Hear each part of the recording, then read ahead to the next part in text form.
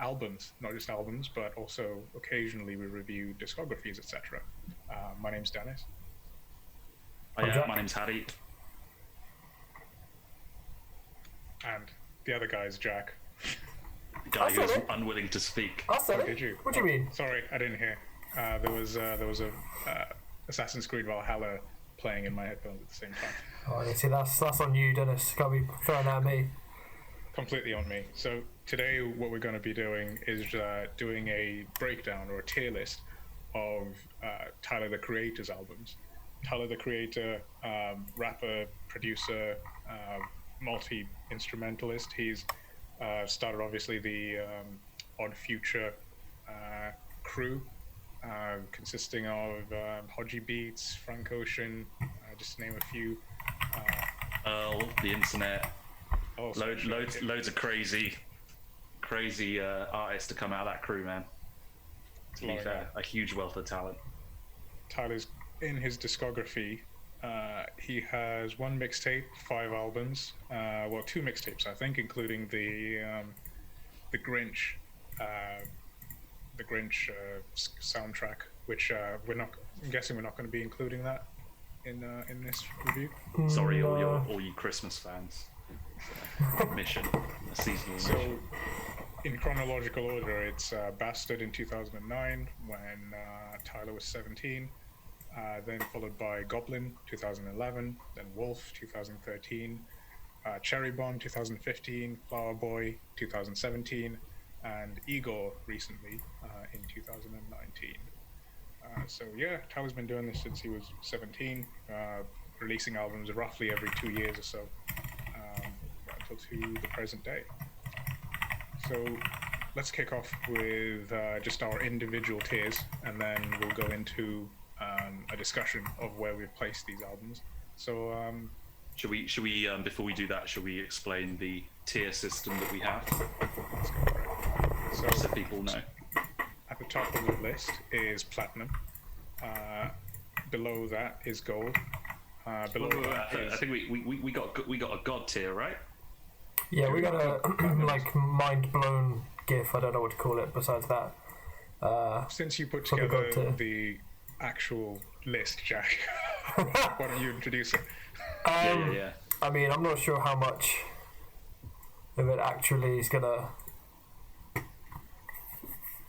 resonate with the cohesive order, but got top tier, like mind blown, god tier, S tier, whatever you want to call it, top rank, platinum record, then we got a gold record, then we have a scratch CD, and then we've got a loser, what are they called? Ribbon? Loser ribbon, that's what it is, yeah. That's the one. The participation Yeah. sticker. Yeah, the one they did when they needed a bit of money. Or, when they either started or stopped taking drugs, respectively. So yeah, should we start this off? Who wants to go first? I can go first here. Okay. So, in chronological order, I would put Bastard as what are the tiers again? as gold. I mean, Tyler's got great albums because we started off with sort of S, A, B, C, D, and then gave them names. So I've got these as B's or gold, really, because they're okay. They're just not god tier. So Bastard I've put as on the gold tier. Goblin I've put as the gold tier. His production is really, really good in this. Dark, really dark. Really dark in Bastard, really dark in Goblin. You got songs like Radicals, which is super dark, and as well, I think you have to consider the fact that he's 17. He's a teenager at the time, so that's one reason why I put these on the gold tier compared to his other albums, because it seems a bit juvenile to me. He's singing about kidnapping people and girls, getting pussy, juvenile stuff, whereas his later albums become a bit more mature.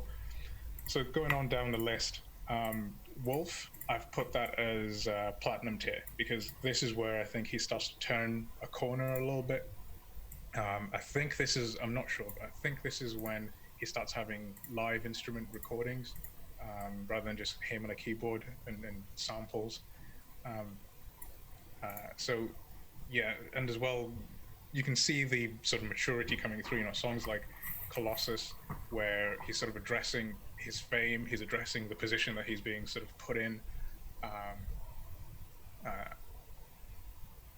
And then Cherry Bomb I'd put on the platinum tier as well. Again, Tyler's sort of evolving, getting really better. Jack's face. Reaction, Jack. I can see your reaction. We will be debating this, viewers, so we'll get into this. Yeah, carry on. We need to get to that bit now. Boy. So Flower Boy, I would put as God tier. This is why Cherry Bomb gets pushed down. I love Cherry Bomb, great album. I love Wolf, great album. But they are on plat just because compared to Flower Boy is just God tier. Like even from the opening line, I'm sure you guys resonate with the opening line and how badass it is. It's like. How many cars can I buy before I run out of drive? How much drive can I have before That's I run a great out of track. land? How much land can I have before I run out of? How much land can I have? How much land can I have before I run out of? How much drive can I have before I run out of land? Yeah. How much land can I have before I run in the ocean? That's it. Yeah, it's a great scheme. Great scheme. Yeah. Great cadence, great opening, powerful. Fucking just from the beginning to the end, this is just a god tier fucking album. And somebody else on this stream agrees with me. I wonder who it is. We like to keep you in suspense. That's the main thing we go on this channel. You just don't know what the next opinion is going to be. Right. Okay, you got one more album, Dennis. The latest effort, Igor. I would put that as plat as well. I initially came into this sort of off the back of Flower Boy, expecting quality rapping, and I think Tyler sort of moved on from rapping a little bit, and I didn't sort of come at it from a production point of view, but I recently revisited it and looking at it from from a production point of view, and it is top quality beats, top quality music, really in general. So yeah, to summarize, Bastard Gold, Goblin Gold, Wolf Plat, Cherry Bomb Plat, Flower Boy God tier, and Igor plat. So that was my list. Cool. So I think looking at your tiers, I'm assuming every album is worth listening to, being that you didn't sink into the lower two tiers. No, yeah, every album is definitely worth. There's something something you'd keep in your library. Yeah, there's just tunes here and there, beats here and there, and I guess we can go into that later on. But yeah, cool. All right, Jack. I know I can see you're pent up with frustration. I feel like you need to do your list next. No, I'm cool. You go. You want me to go? I want to see how angry I need to be. Okay. This stream might get cut early, but just know this is not our fault. Okay. Right. So yeah, I'll go. So same thing in chronological order. I do want to preface things to see my tier list is probably more stretched out than Dennis's. I tried to go across the whole spectrum. I wouldn't say any of these albums are bad. Every album I could listen to on a day, but I just try to stretch things out to give the albums their own individual spaces a bit more. But he's not done a trash album at all. So let's start with Bastard. So Bastard, I put in tier scratch CD. I forgot the tiers. So it is a fourth tier for me. Okay.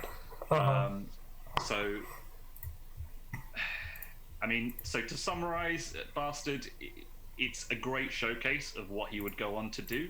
I like the production. It sets the tone for his blend of jazziness with, dark, heavy beats. But these days, the immaturity, kind of mirroring what Dennis says, the kind of shock value stuff doesn't get me as much as it did when I was younger. I think 10 years ago, whenever it was when it came out and I first listened to it, I probably would have put it higher. But for me, it just sits around the kind of area of it's okay. I might listen to it once for a while, but it's kind of worn its welcome in a certain way. Next, Goblin. I'm worried now. Goblin, I would put in bottom tier. Okay. Now, again, let me preface. This does not mean this is a trash album. This means this is categorically Tyler's worst album for me. Okay? So, Goblin does feel like a sequel to Bastard. Okay? It kind of mirrors a lot of the same tones that he had on that album, but the production's so much worse. Okay? It's muddy, it's dull, it's so dark, and it loses a lot of the lighter jazz side that we got on the debut album. But the lyrical content is about the same. But for me, it sinks just a bit lower. So that's going to be my bottom tier album. Okay, so moving on. What we got next? We got Wolf. Okay, so this is the album I've listened to the least, I would say, out of all of them. So I had to listen to it quite a few times to get back into it. This I would put in tier. I'll put in platinum. Wait, let me think. No, I would put this in gold. Sorry, put this in gold. I'm still getting messed up with these ratings. So Wolf is solidly mid-tier. So again, mirroring what Dennis said, more polished, more mature. It kind of feels like it was the first stepping stone to the modern day Tyler. But it's just too long. It's too long. There's so many tracks I can pick out of it and that I would listen to a lot over the first two albums, but it just carries on for too long, and it's not a concise record that I want to listen to from front to back. So it's improvements on the production, lots of grooves, lots of heavy beats, but it's not the best, not the worst. Okay. Next, Cherry Bomb. Cherry Bomb I would put in the same tier as Wolf, but for different reasons. Okay, so Cherry Bomb, it's his most concise album so far, which I like. I always like shorter albums.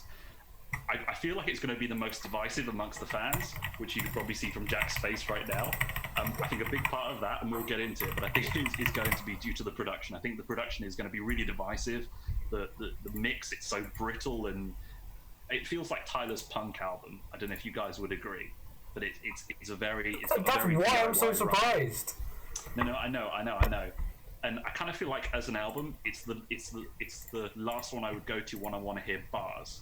I know he doesn't rap too much on Igor, but I'm not really going to Cherry Bomb for what he's saying. I'm going more to it for the sonic experience. But again, I gotta put it in the middle tier, man. I like it. It has its flaws, but it's pretty good. Okay, so I'll go to my last two. So Flower Boy. This is God tier. Come on, like no one can argue on anyone that's a Tyler fan. You can't argue. This is his best album by far. Matter of fact, for me, it's probably one of the best albums that I've listened to from the previous decade. It would be right up there on my decade list if I were to make one. I mean it's firing on all cylinders. The production's great. His bars are so personal, yet so mature. It's just great. It feels like a refinement of everything that he's done prior. Anyway, we'll get into that. I'll just rush and get my last one out. Igor, I'm going to put this one tier below. I'm going to put this in platinum. Yeah, I'm going to put this in platinum. So a little bit of a step back. I know, again, this is probably going to be a divisive one for fans because it's not really a rap album as such. And that is something that I did miss in a way. But I appreciate the risks he took, and I think his approach to making an album that was quite retro, it worked well. Again, great production, fairly concise. I can listen to it front to back, and it's just got so many creative ideas. It just doesn't reach the heights of an album like Flower Boy. But that's my list. Okay, Jack, let's hear some of that rage of you. That's cool. That's cool. Whose list pissed you off more so far? That's what I want to know. I don't know. There's different parts of both your lists that I hate. Yeah, because I saw some eye raising throughout the last 10 minutes. Right. Let's get it. Okay. So I want to be mad at you. No, you can't, because I have the correct list, which starts with Bastard. I debated hotly whether I should put it in platinum, but I think that's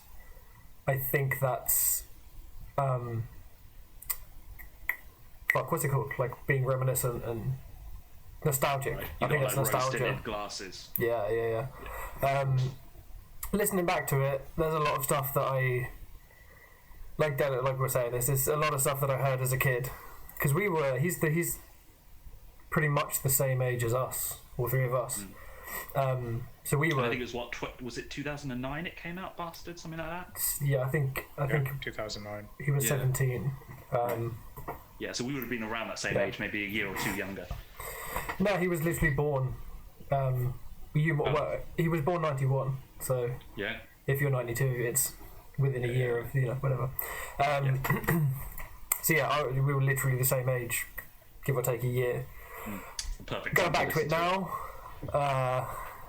a decade and a little bit later, or maybe a decade exactly later, it's not exactly held up, but it's so interesting to see how he's developed from that, and the intro still slaps, and there's a few songs that are still sick on it, so Yeah. it's got to be One middle of the best board at tracks. least. I think Goblin. I struggle. This is the only bit I struggled with. Was Goblin and Wolf when I came up with this. I think I put Goblin scratch CD, but it hurt me to do so. I think it's got some really good tracks. I think, like Haddy said, or Dennis, I can't remember which, but like the production. Dennis was saying that the production was really, really dark, and like it's not fantastic all the way through. But my main thing of putting it not higher is that there are just some tracks that I wouldn't have on the album if I was making if I got to go back and perfectly re-edit it. There are some tracks I'd either skip out or shorten or make into skits or something. Whereas when it came to Wolf, way fewer tracks that I'd like fully cut, some that I just they fit thematically, even if they're not like songs that you'd listen to in isolation. Whereas in Goblin, it's just kind of harder to get into a lot of that, so I put that gold as well. Cherry Bomb, which, as probably I would say the most punk of the three of us, I'm real fucking surprised you guys have put it on the second and third tier, because it's got a couple of moments, but for me that's the Put it at the ribbon. bottom. That's the ribbon moment. Damn, man. I've also done, like, I don't think, looking at music generally, this is like the bottom tier of music. Yes. But looking out Tyler's discography, Yeah. for the heights that he hits. This is in a vacuum. Our lists are in a vacuum of him as an artist, not all music. Yeah. Even with Smuckers on it, with that Lil Wayne, Kanye. Okay, no, but like, We'll get into it. But I agree, Smuckers is fire. But anyway, sorry. Keep doing your list. Not for Lil Wayne though, but yeah, carry on. He's. All right, do your list. Flower Boy. Bottom tier, I hate it. No, I'm joking. It's Leave meeting. by Twitch. far his best album. I agree with Haddy, probably one of the best albums of the last decade. Easily, if you make that genre specific, it's 100% up there. This actually struggled so much. We've picked some tracks to talk about specifically, and like, you know, some recommended listens and stuff. I'm not doing that for Flower Boy because it's just the whole fucking album. Just listen to the whole album, all of it. There's nothing wrong with it. It's like 45, 50 minutes long, something like that. Just an album you can listen to easily. My last one, I almost split it into 6 tiers, and if it hadn't have been so much work to do it, I would have split it, because I don't think it's that much better than Wolf and Bastard, but I think it is because his production is so much stronger on it, and like as a kind of as a sonic aesthetic, it's a much better piece of work, even if it's not a much better album or something. But then I feel it feels wrong putting it as the step between Wolf and Bastard and Flower Boy. But that is an empty-looking tier for you, though. I do have to say that is where I've put it. Yeah. Gaping hole in your list. I put it in plat, but it's more of a gold and a half, I think. Yeah. All right, so those are the tiers, or those are where we put each one of the albums. Now, I should say you two probably have heard Tyler a lot more than I can. I came late to the Tyler the Creator party. So yeah, what we'll go into now is let's go down the albums one by one. I was just going to say, sorry, before we go ahead, I was going to say it's quite interesting. I find our lists, there's a lot more common ground than there isn't. Like I said, I thought before we had this discussion, I knew Cherry Bomb would be the most divisive, and it's funny that it kind of seems like if that album didn't exist, we'd be like on equal parity pretty much. Yeah. Anyway, as a guy that I've had to rally for years to get you to listen to something punk. Yeah. I have had years worth of debates with Hattie about not listening to things that sound homemade and not listening to things where people have just walked in and like created a load of noise and just thrown all the rules out the window. Why the fuck are you putting Cherry Bomb above Goblin? It's interesting to me because it is genre dependent. Like when it comes to like guitar based music, I definitely stray away from things that are like lo-fi and rougher. But in hip hop, there's a lot of that kind of like scratchy, underproduced vibe that I gravitate to. It's really genre dependent for me. Like I accept the pains you probably feel in your soul right now, but it's situational based. I'm putting a NoFX album on the list after this. Just know that you've done this to yourself. Should we go chronologically? We'll have a little discussion. Let's go chronologically. So let's start off with Bastard. Now I should say that Jack, you've been on this album from the word go, right? So I remember being in school and you were all about the Odd Future, you were all about Tyler the Creator. Yeah, man. Way back in the day. Yeah. I gave it a go, but at the time I think there was a lot of controversy around Tyler, and it seemed as though the controversy outweighed the music for me. So I kind of put this album as it's just too overrated. Me and you, Jack, put this on gold. Hattie, you put this on scratch CD. So when you put it like that, Jack, try and convince Hattie why this is a better album than he thinks.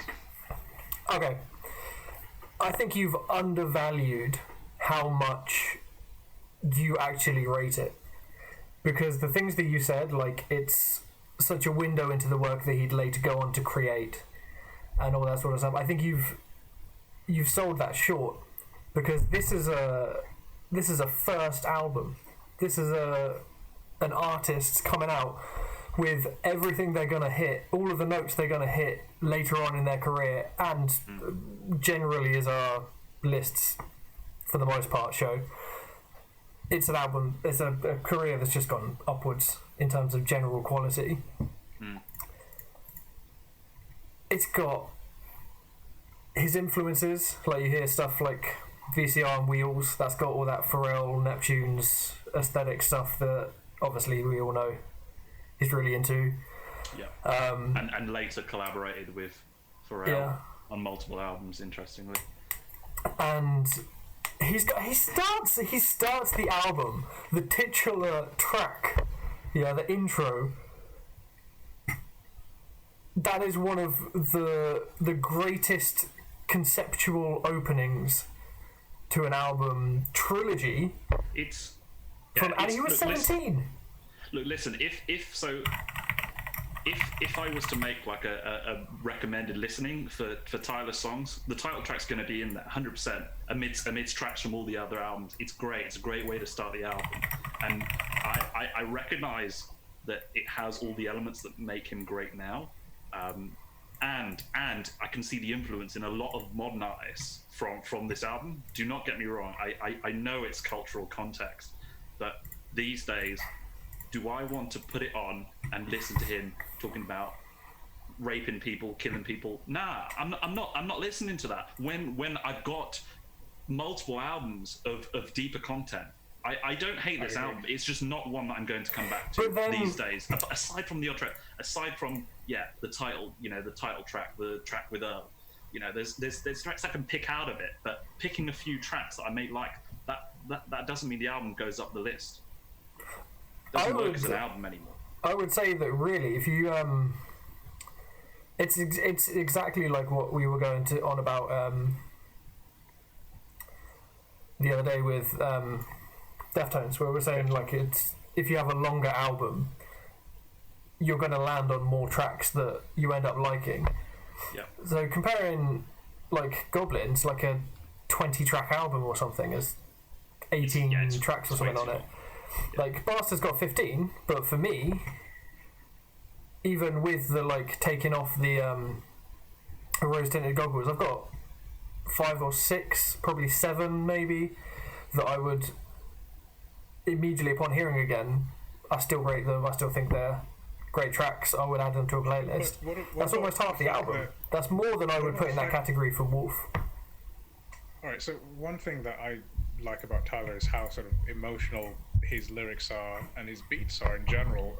In that it feels as though he leaves it all on the page. He expresses himself through his music, and that's one of the things that brings me to him. Whereas with this, what you're getting, I think, is a lot of teenage angst.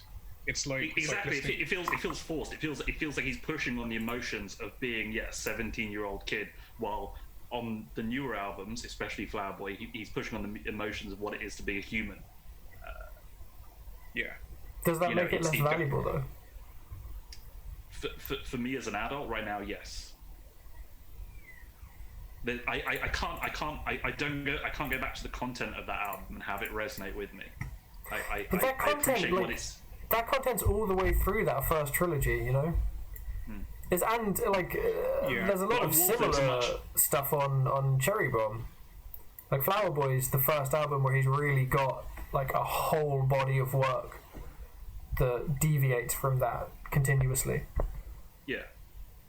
But what I find is on Wolf and Cherry Bomb, there's other things that are there. For instance, like on Cherry Bomb, you've got sort of that NERD influence, which you did mention. Yeah, on which track did you say was it? VCR Wheels, which is more of that NERD influence. You don't get that as much on Goblin as you do on Bastard. Even when I look at it from a theoretical perspective, and I don't want to get too far into it, but even when I look at it on the first album, it kind of from a musical aspect, it feels like he's taking like basic elements from jazz to give that aesthetic, but it doesn't feel refined. The chord progressions or whatever still feel basic if we're going to go to production, as well as it being very muddy, which I think is one of the worst things about Goblin. But on the new albums, he's kind of adopted jazz in terms of the progressions are more complex. So if we're going to talk about like the instrumental stuff, I feel like even that's improved. Instead of like, I'm trying to mimic jazz on new albums, it's like, I am making jazz or jazz rap. That's the point I'd also want to make. Not just I don't hate it. It's just not for me right now. Should we? I agree that it worked much better as an album when I was 17, but I would also say this, like, as an album, this is kind of like he doesn't actually deviate too far from this ever. And I think if this wasn't such a solid blueprint that he'd set for himself, he would have had to do that, and he would have run into some of the risks that we spoke about last time with do you settle on a sound, or do you keep like changing it up until you find that thing that works, or do you change it every album regardless, and sort of stuff.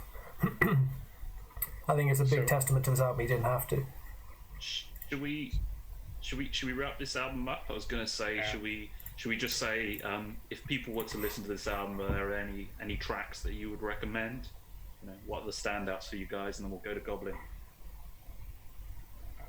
For me, I think there was on French there was a little line which referenced Flubber, which I liked, just because it's so esoteric in this. He references this '90s Disney movie on a track. But yeah, for me, to me, the album starts off kind of slow, mainly because he just doesn't have much of a beat at all until maybe track 2 or track 3. So for me, the album is actually a little bit slow to get into the swing of it up until later on. So, out of curiosity as well, I want to ask you, Dennis, just because me and Jack would have listened to it, like you mentioned, kind of way back in the day. When was your first time listening to this? You're going to be in a much newer experience. No, I did try. I gave Tyler an honest chance, like probably around 2012, 2013, when he started like blowing up. He was on Jimmy Kimmel doing sandwiches. And I remember that. Yeah. With the balaclavas. Yeah. So I did give him like an honest chance then. Back then, I didn't really pick out much from Bastard, but I did pick up stuff from Goblin that I preferred in terms of the rapping. Yeah. So I would say French is decent on this album.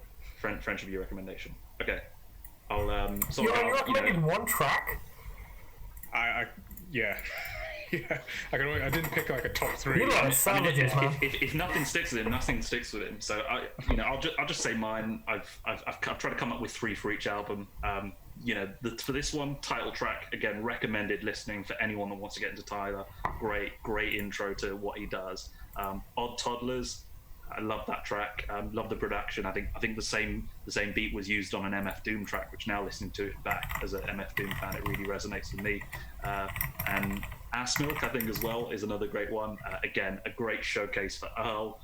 Jack, I know that's going to be in your list, but yeah, Tyler and Earl going on and off with the kind of instrumental change is great. It's great. It worked well then. It still works now. Dre Eminem Guilty Conscience. Yeah. Good point. Exact formula. Yeah, it's sick. Yeah, I mean, again, like listening to it now, I didn't like it as much as I did before. Again, because the content now is a bit too childish for me, but it's still a great track within the album. Jack, what about you? Recommended? So title track, because it's just fantastic and it lives kind of outside.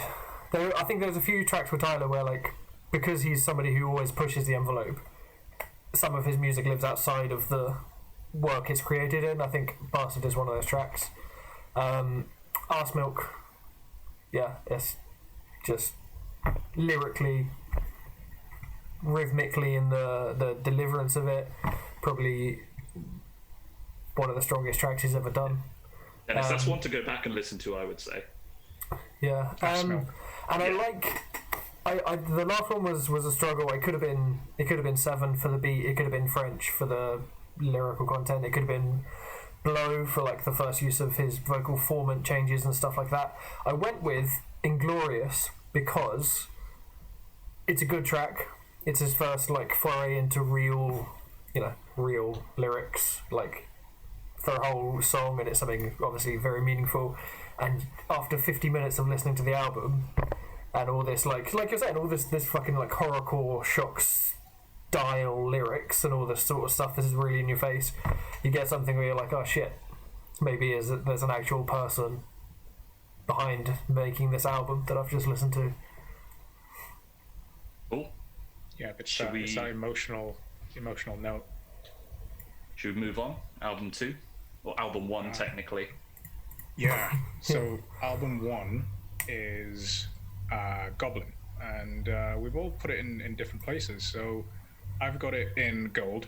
Jack, you have it in scratch CD, and Hattie, you have it all the way down in loser ribbon.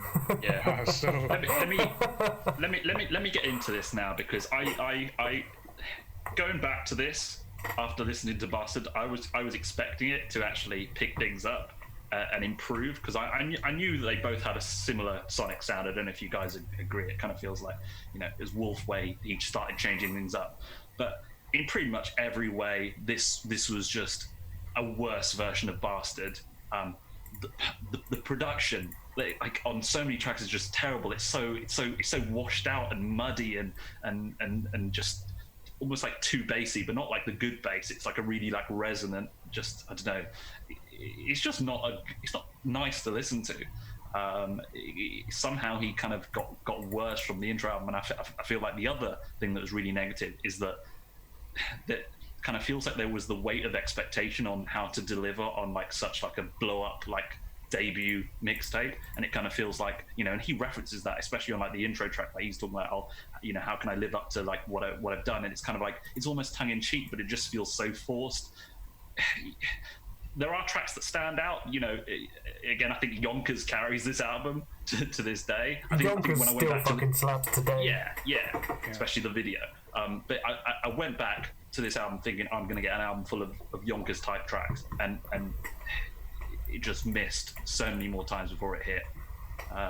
It was a regression. I don't know, what about you guys? I mean, neither of you put it that high, but it seems like you guys aren't as cold on it as I am. No, I thought it's still darker. There seems to be a lot of space on this album compared to his later efforts.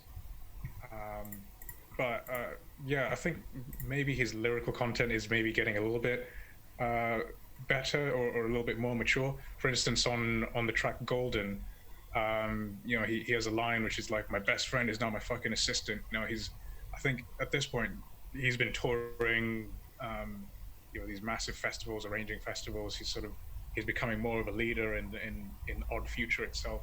So I think, some of the lyrical content starts to become a little bit more mature than Bastard, which is why I put it on Gold, because you can see him sort of maturing.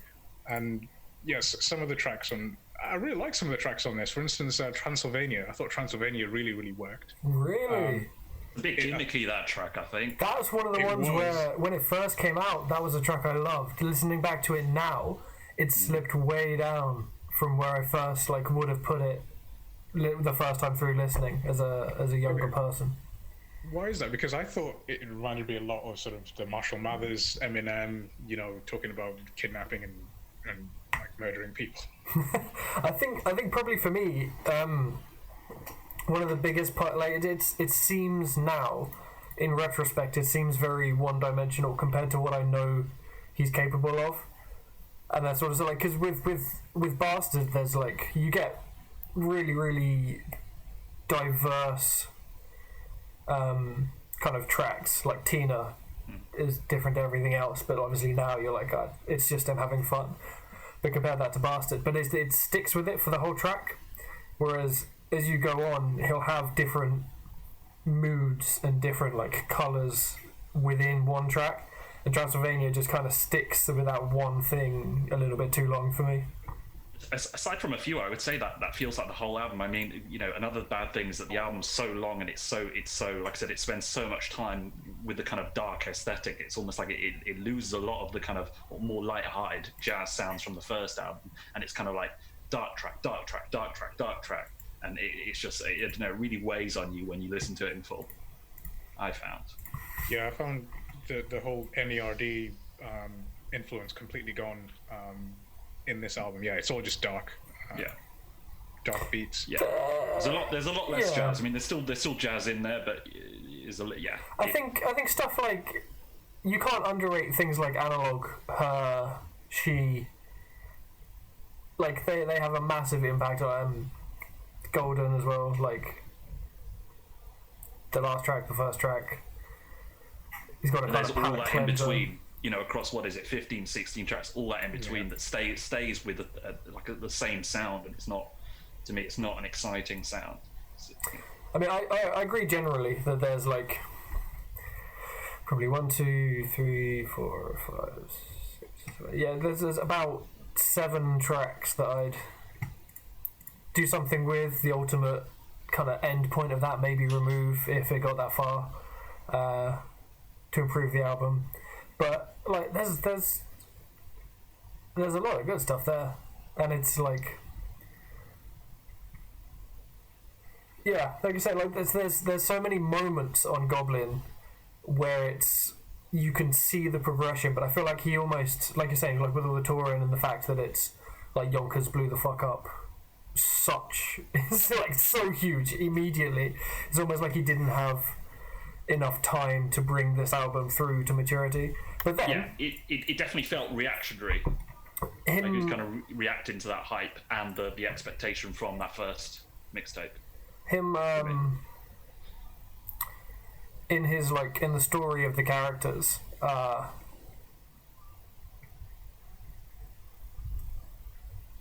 in the character that a lot of the lyrics and stuff on this album, he's not like fully mature yet. He's kind of at a breaking point. Whereas with Bastard, he was like he'd had a snap, but he wasn't fully off the deep end. It wasn't like nothing had resolution, nothing had outcomes. And then with Wolf, it's almost like the other end of it, whereas like it's just winding up. So looking at it as a like from a I guess kind of literary point of view, it makes a lot of sense that this is a kind of more one-dimensional album than the other ones.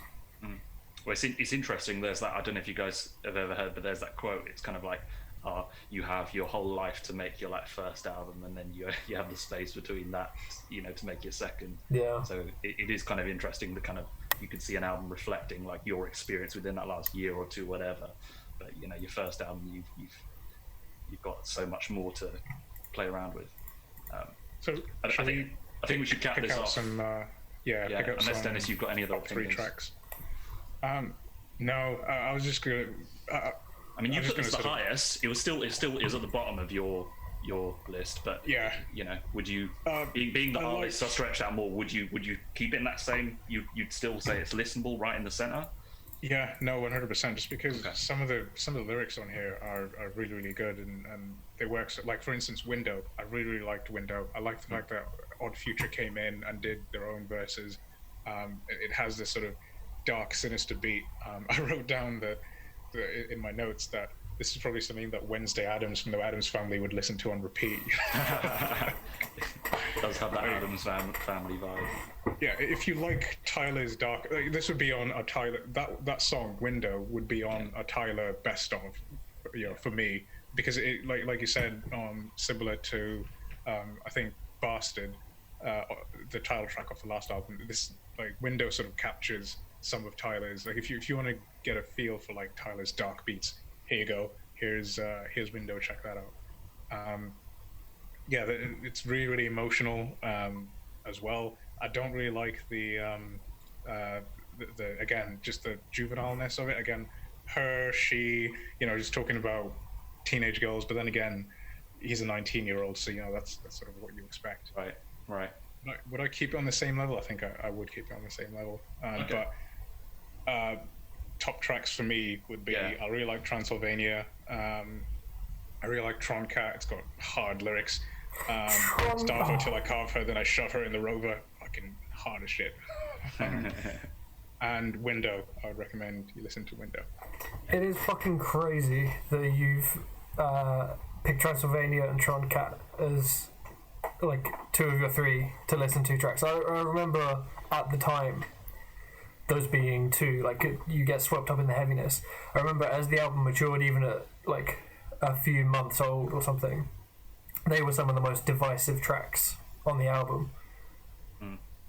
Like divisive because of the controversy around it, the whole horrorcore thing,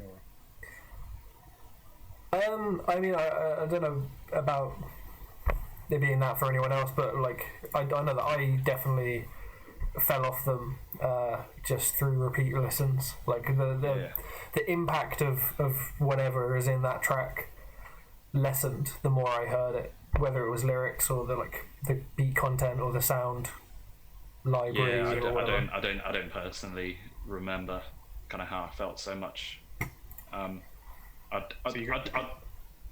Sorry, go on. Like I said, you guys have probably sat with this album a little bit longer. So if I sat with this album for quite a bit longer, because after a few listens, I pretty much wrote off Goblin and Bastard. But since like he impressed me so much with Flower Boy. I've been able to go back and be like, oh, like properly appreciate it.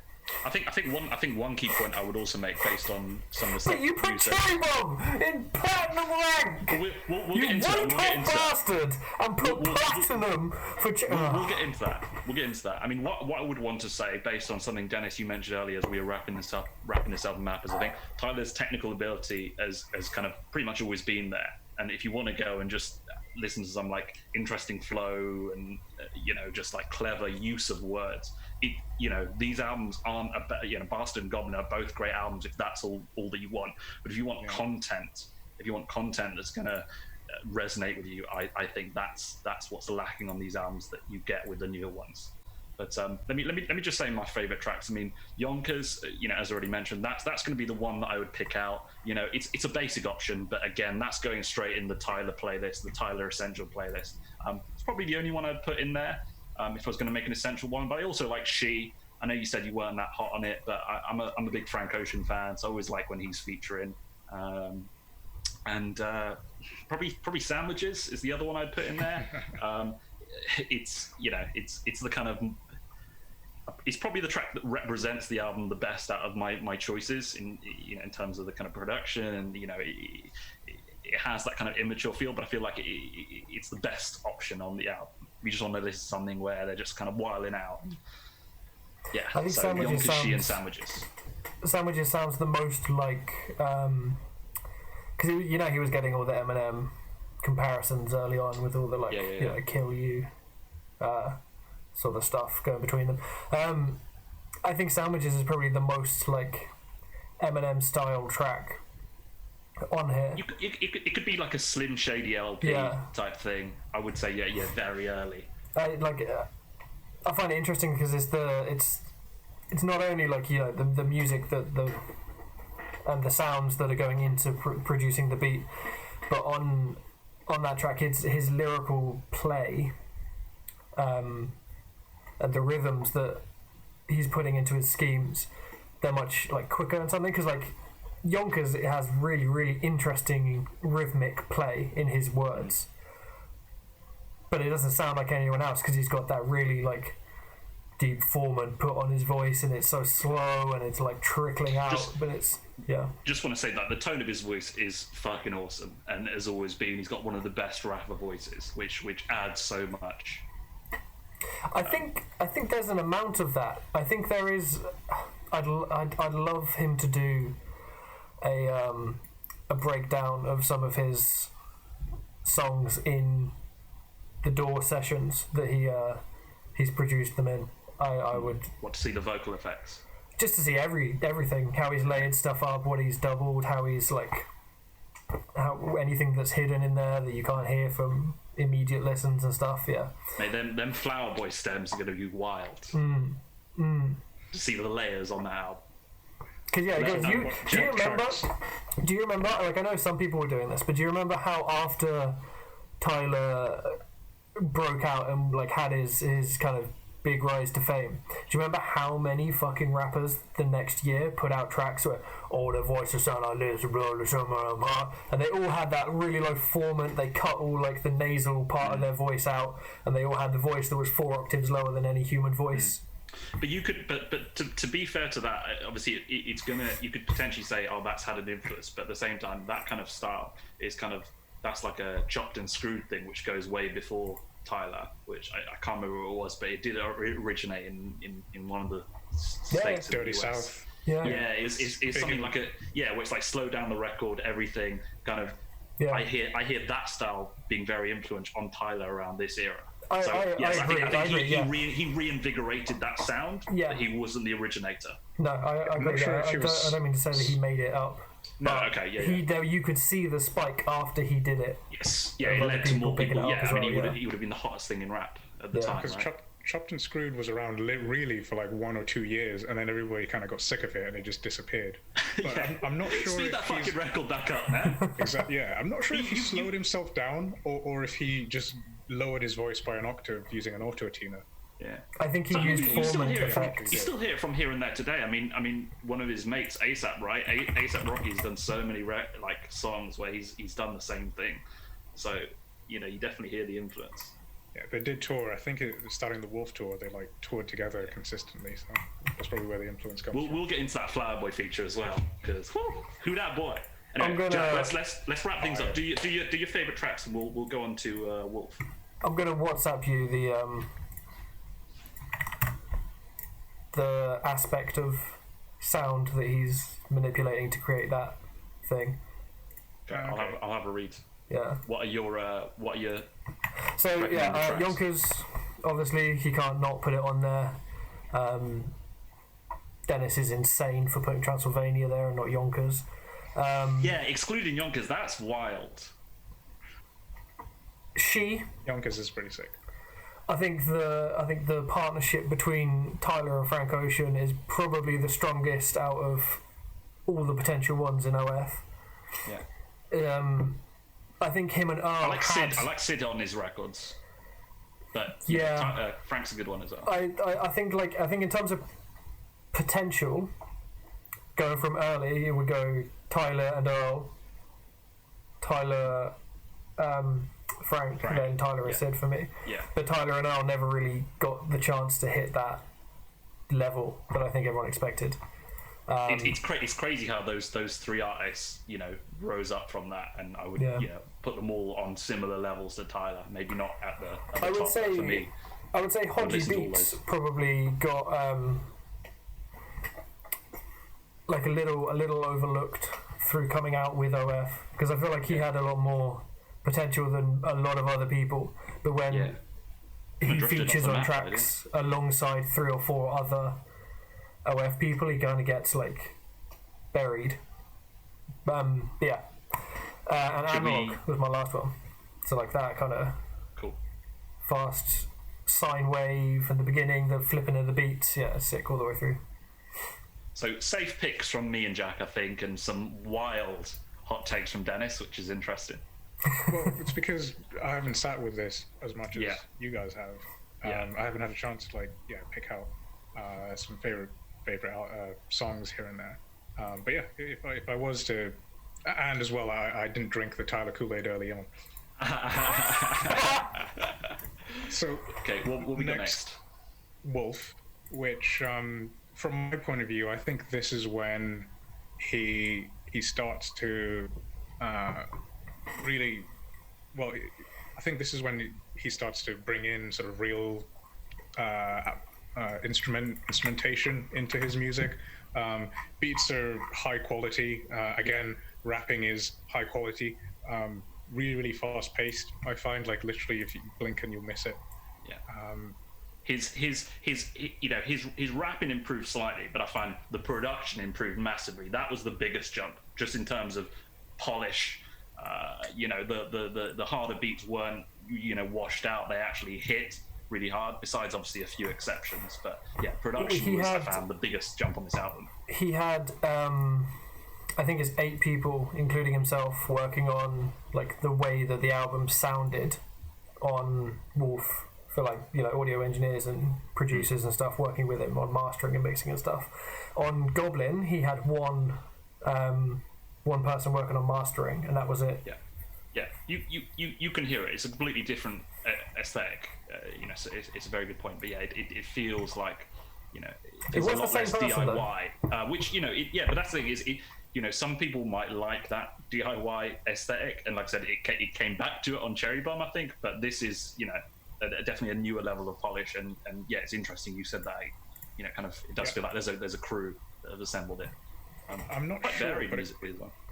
it sounds as though there's more layers in the beats in this album than in previous albums. For instance, like on the song Pigs, there's not only the beat, but then as well in the background there's like a sample of like a siren and just a little bit of white noise here and there, which you don't get on the previous albums. That's why I think the previous albums sound really spacious, because there's not like little just flourishes here and there. I'm not sure if you guys got any of that. Pigs is one where it sort of stuck out to me. Even songs like sort of Answer, which I think Great good effort lyrics on that him. track.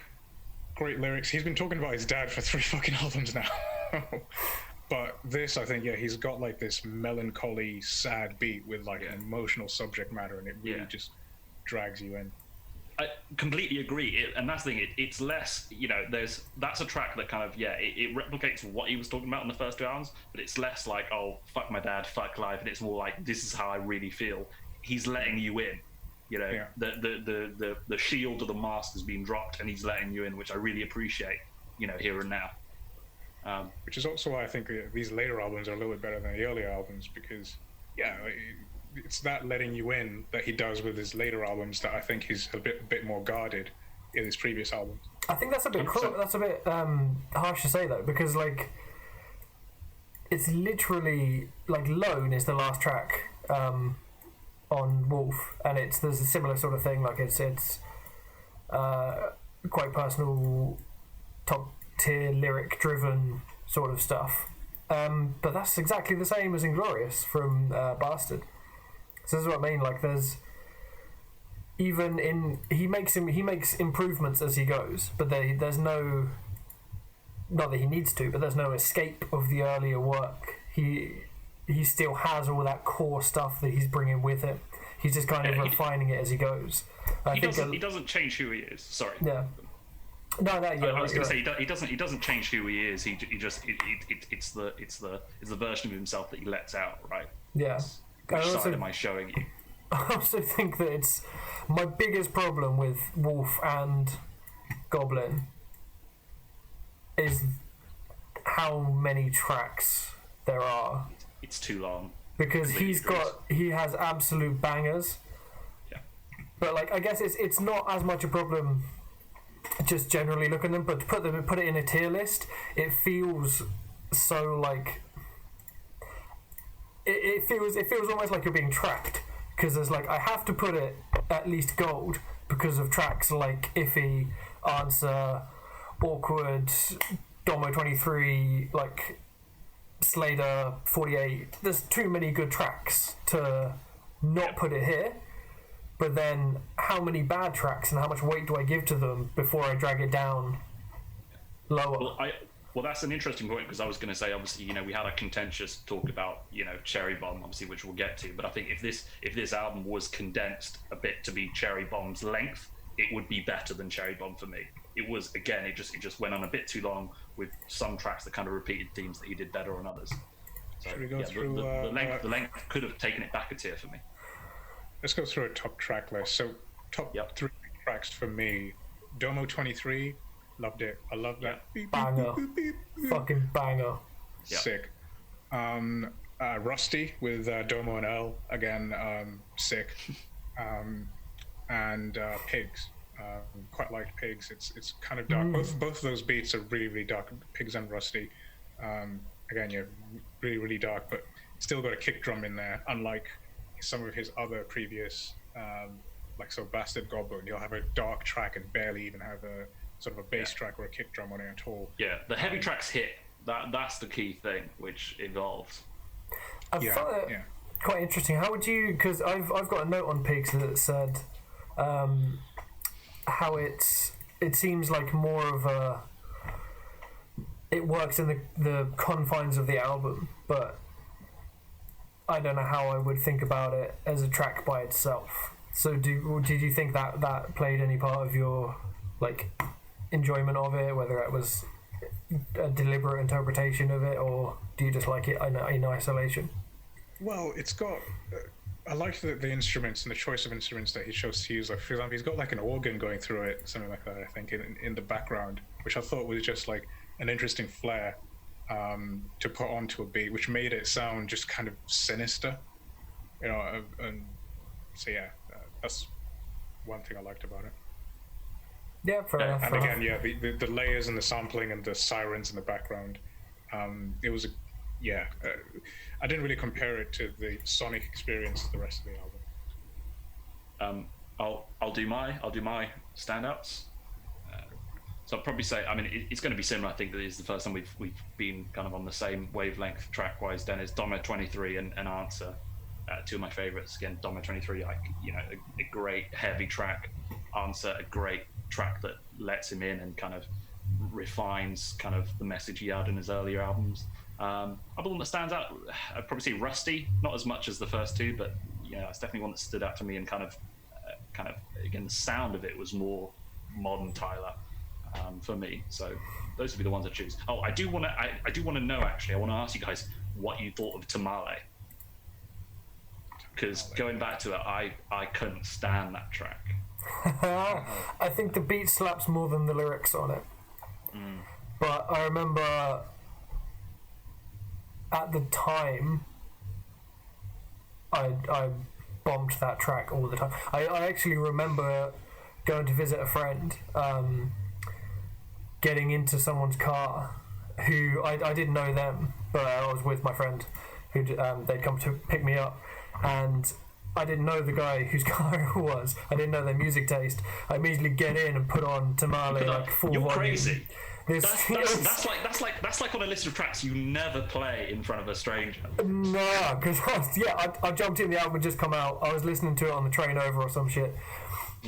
I got in, chucked on Tamale, was like, listen to this shit to my mate. Yeah. You just see you roll out of the car door, you're like kicked out. Pretty much. The dude in the front seat was like turned to me and was like, yeah. He's like you got bus fare, bitch. I later found out he was like strict middle of the road rock metal fan. That's hilarious. Hilarious.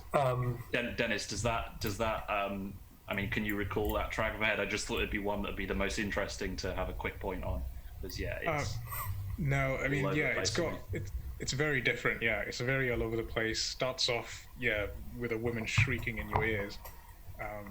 So that could be hit and miss directly from the beginning. I think the beat could have worked with a different, having that woman sample, like it kind of feels like it ruined that song for me. But I see what you mean. No, man. I thought it was okay. Because the production and the actual musical elements, it could have gone somewhere, but I couldn't get over the tamale. Nah. Nah, that's that was fucking hype when I was 21 or 2, however old I was. That's still hype today. Well, let's do your is it your top 3, Jack, and then we'll move on. What are you putting there? Iffy. I'm fucking blown away neither of you dropped it. Actually, looking back, I've made pretty fucking safe choices. I've gone almost just the singles for the first track I've picked from each album. But that's the one with Pharrell, right? Yeah. Pharrell at the end. Yeah. I don't think I rated it that much. Yeah, when I was but. Yeah, I didn't rate it. I think it sits. I think it's tracks like that make this better than Goblin, though. Because, like we were saying, with all the darkness in Goblin as an album as a whole, it's stuff like this that makes it stand out. And I think tracks like Iffy, where it's not necessarily like his completely introspective side, like on Answer or Awkward or something, but it's not his like full in your face, beating you down side like Domo and stuff. This is what progresses on to Flower Boy.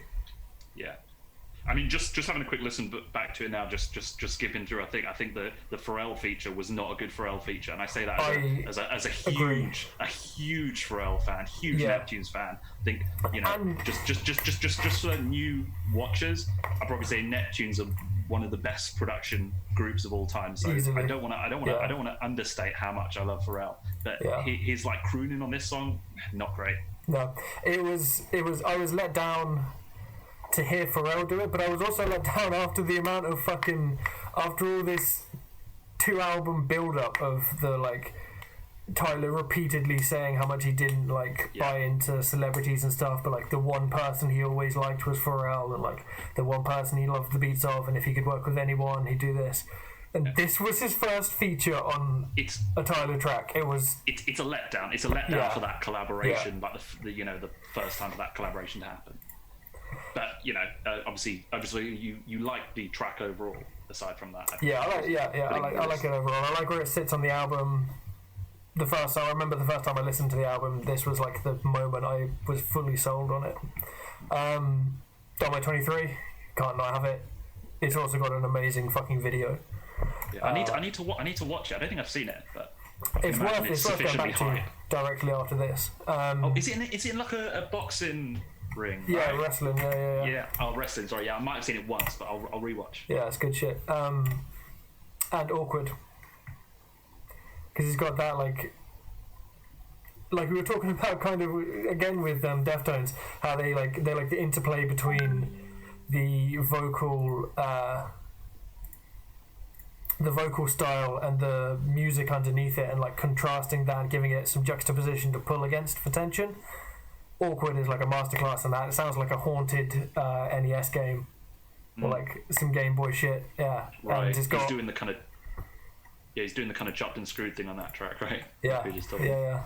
And With it's got a Frank Ocean feature, so yeah, what's not to like? it's one of the better ones on the album for me, I think. Good choice. Thanks. Okay, so what's next? Cherry Bomb Cherry is Bomb. next. Yeah. Here we go. Saddle up, boys. So I put this down as plat. Jack put Because this the you've lowest. just taken the biggest crack hit of your life, and you're like, you know what? I haven't done for a while. I haven't pissed off Jack. Well, actually, interestingly, I didn't just listen to the album. You know, he releases documentaries with every album that he releases. So I watched the documentary as well. So I might be getting like influenced by that as well, because I can see sort of the backstory behind some of the songs. But yeah, so Jack, why do you hate this album so much? Yeah, Mr. Punk. Because, right, this is such a mishmash album. This is like, it's like, you know, when people are like, I'd love to like see inside this person's head and see how like their creative process works. I feel like this is what you'd actually see if you could do that. You're like, Right. I can appreciate all the of his insanity of someone's influences, mind. and like all of the process of putting this stuff together and like refining it into something that's worth releasing and that you're proud of and stuff. I feel like this is just,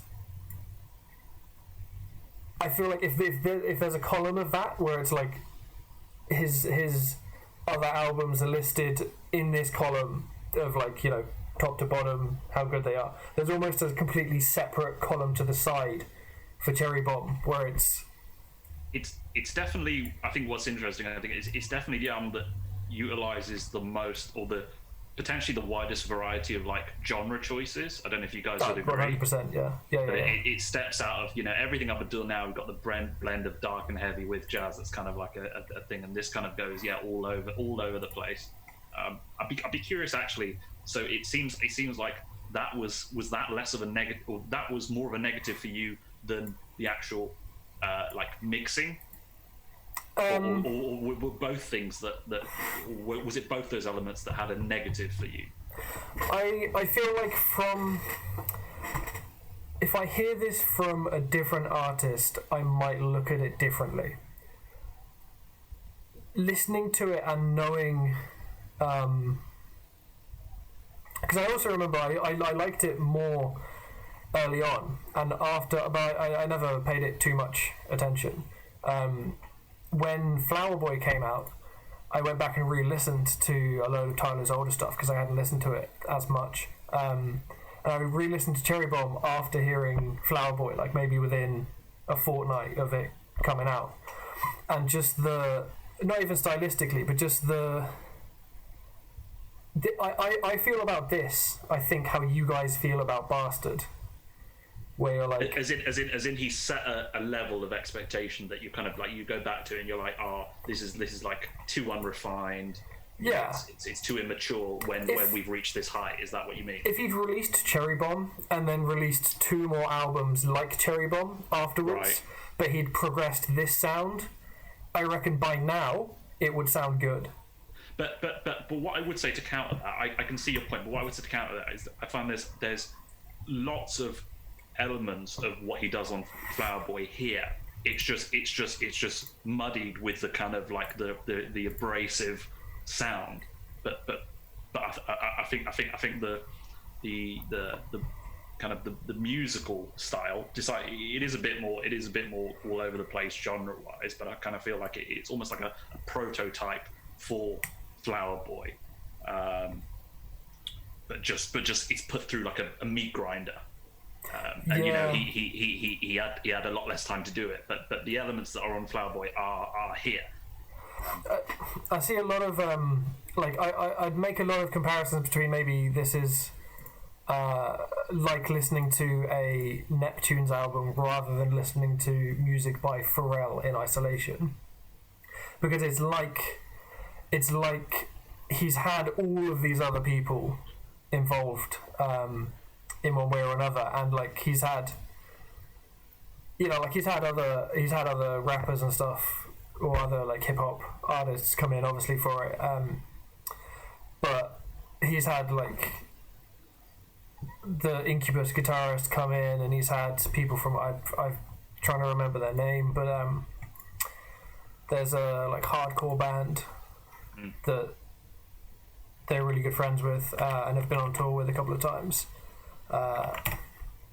and they've got like just much heavier actual like metal sounds on the album, but it's just like it's like he has all this eclectic material to pick from and all of these artistic choices to make, and instead of refining over lots and lots of time, I feel like it took more time getting everybody involved and getting everybody into the album than they used to make the album actually like a finished product at the end of that process. Right, so it was like an ambitious project on paper, but it just didn't meet the mark for potentially the kind of you think like the idea he may have had for it. Yeah, I think either taking probably a couple of years to refine this as an idea, because it was such a departure as well, refining this completely new musical direction, or releasing something else like this afterwards. I can see where it's going, but it's just not there yet.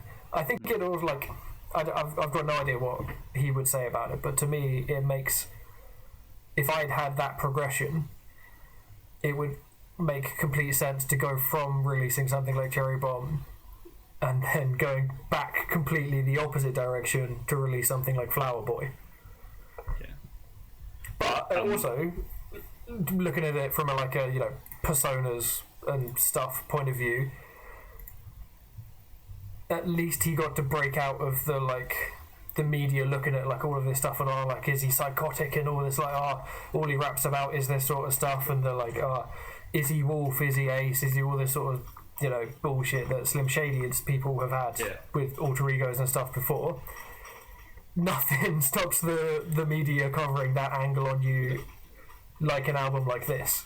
Well, that's a very good point, because I kind of feel like you could potentially say about every album up until now, it's kind of been like, what he's wanted to give at the time, like how much has he wanted to give away of who he really is, and yeah, on this album, he does, for me, he feels free, as in like, I'm going to do exactly what I want. I don't care about the expectation. I don't care about what I've done before. I'm just going to do what I like in the moment, or what I want to do, and I got to give that credit, man. I think it's a really ambitious, dangerous kind of left turn to take. I was just going to say, I mean, Dennis, I just wanted to say, because you've got it highest out of all of us in the tier list, I wanted to at least get a quick your defense, your retort to Jack, because I feel like I'm in the middle between you guys. But yeah, it is. What did you different. like? What did you love?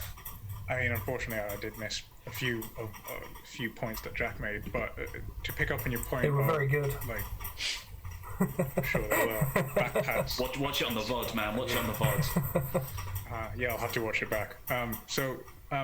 Yeah, like Jack did mention that if you have that controversy of the whole horrorcore thing, and it was huge. He was on freaking Panorama, being called horrorcore and saying this guy's corrupting our youth.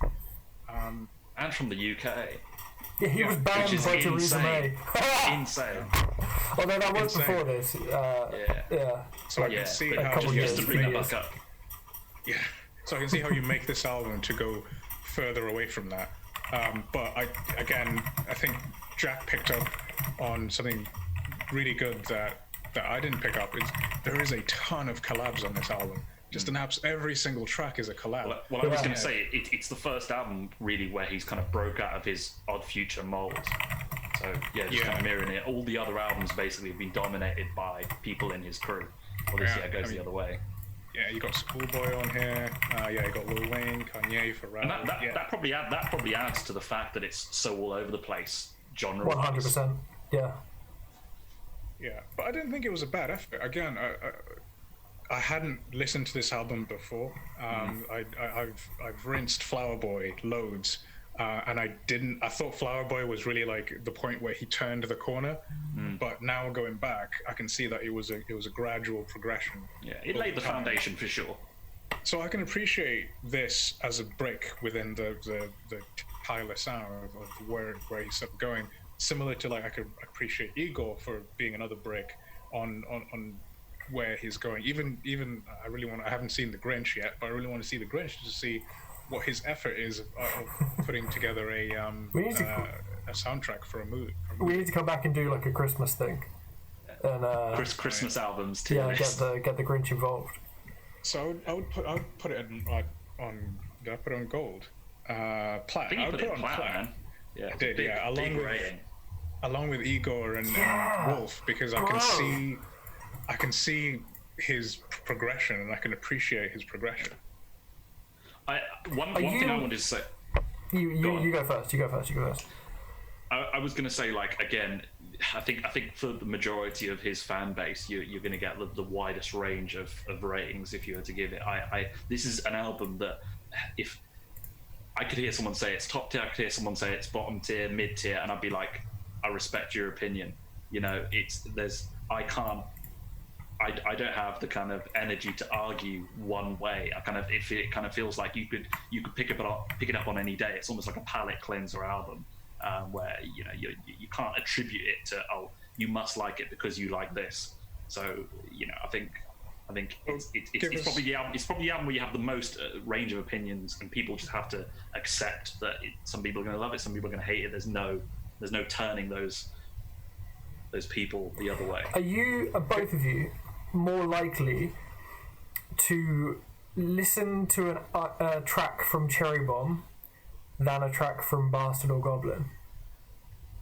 Well, so for me, what another thing that makes this album higher than those records is I have put on Cherry Bomb from front to back a lot of times and will continue to do so. While if I were to revisit the first two albums, I'm going to pick tracks. So again, if we're talking about an album tier list, and again, part of this comes from the fact that it's concise relative to everything you did prior. As an album tier list, that's what puts it higher, because I can listen to it front and back. And while it may not have some of the heights of tracks like Bastard, like Yonkers, it's more consistent for me and more replayable. In part due to the runtime, and in some way, the genre diversity is another thing that makes it replayable for me. Yeah, as an experience of an album, you can enjoy it a little bit more. Should we do standouts?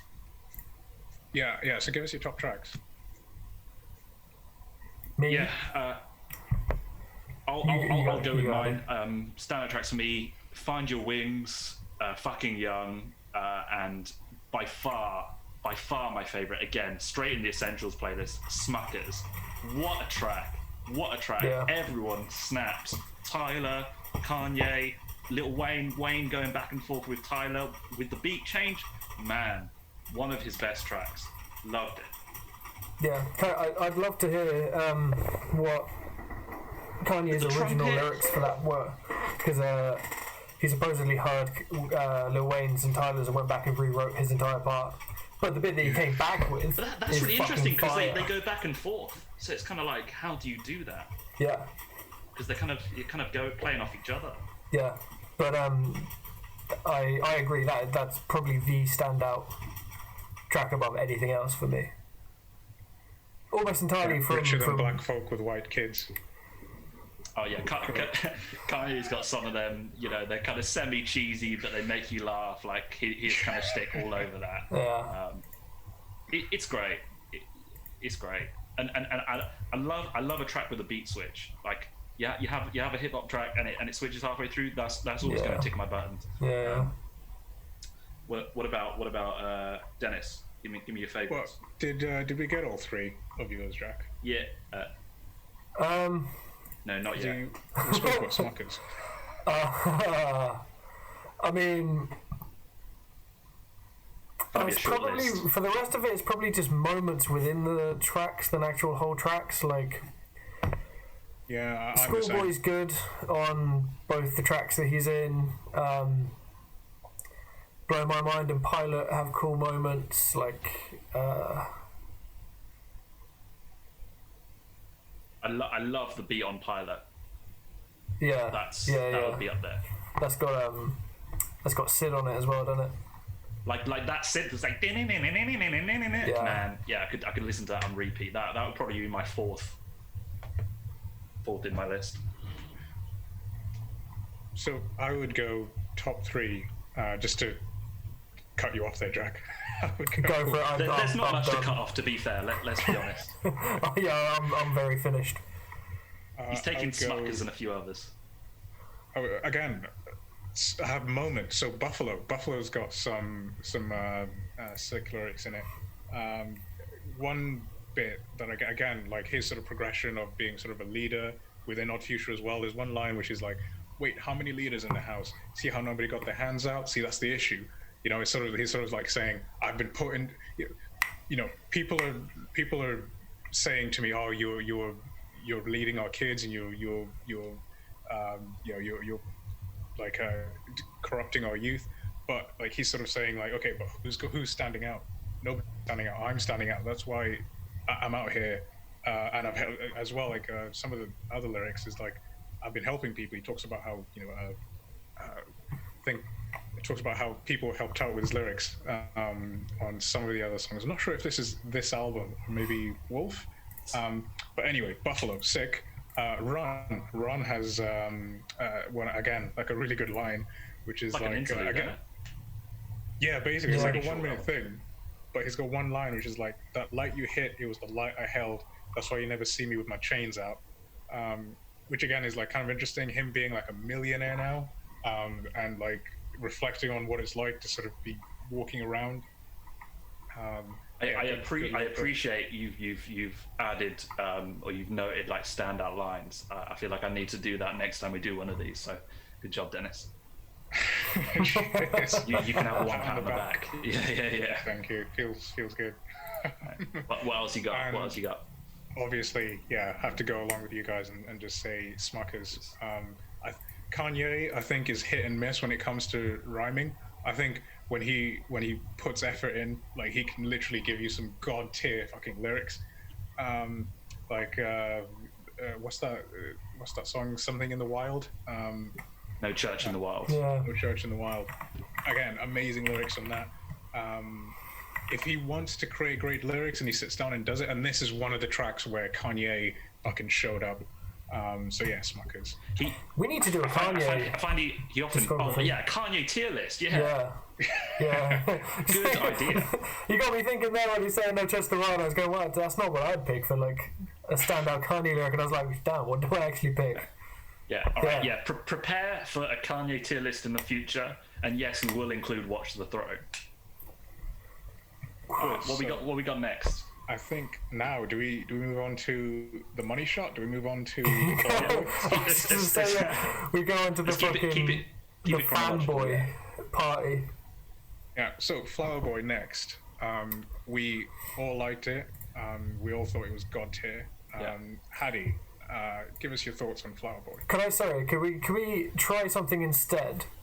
Just begin it. Does anyone have criticism or critique for this album? Because I'm sure we've all got loads and loads and loads of positive stuff to say about it, but yeah, I mean, who's gonna be brave?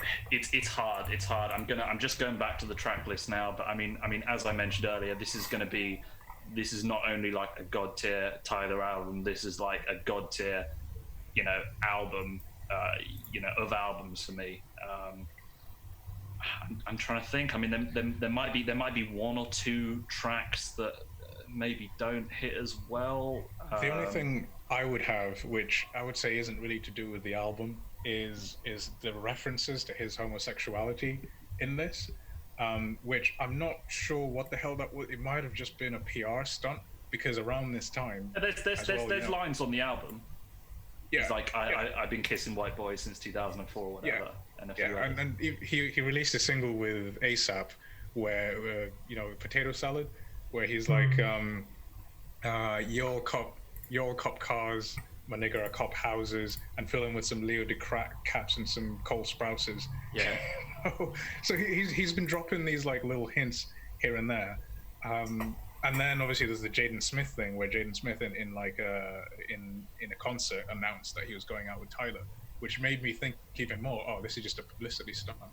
So that's the only downside, is like I don't know whether he's being real or whether he's. I feel like it's a mix. I feel like it's a mix of like generating hype, but I don't feel like it's a ruse.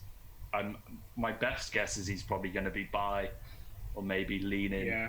I don't know, 70-30 towards being gay, but I don't feel like it's just a fake persona. I don't know. Because we can get into this when you talk about Igor as well. Igor is a romance with a guy. Yes, yeah, the whole album. Yeah. So it's a concept. So I don't know. That's the only thing that I could pick out really that I could note as saying, oh, this is a bit iffy about this album. For me, going back to it, I think there's like a hook on one track that I wasn't that much of a fan of. Apart from that, I think it's on See You Again. I'm not a big fan of the 2020 vision. I'm sorry. No, listen. This is like Blood from a Stone. That kind of hook or that melody is probably like the one bit where I'm kind of like, yeah, let's move on. But again, I'm talking about an album that otherwise front to back, I'm there. True. I don't think there's any other track I would consider skipping apart from potentially that track sometimes. I literally asked the question, and then because I started reading the Wikipedia about what you guys were talking about, and I forgot that I asked the question. Okay. Do you want to share your thoughts? Yeah. Any critiques? I think a lot of the stuff that I've been saying about the other albums is not so good, like the track listing not having a consistent theme, stuff like the massive jumps in sonic aesthetic between tracks, and like not having a nice flow as an album. What, so is it kind of like, do you find like, say, tracks like Who That Boy or I Ain't Got Time, do you find like they stick out a bit in terms of where they're placed? Because those are two I would say are, different to most of the record. I feel like amongst my favourites. Do, but I feel like it's way better balanced on all of that stuff than previously, because it's got 14 tracks on it, but 2 of them are like interlude type tracks. One's the introduction, which is like a legitimate song in its own right, but it does that kind of, it gives you that long intro to get into the zone of listening as well. So really it's like a 12 track album, maybe an 11 track album if you're being harsh.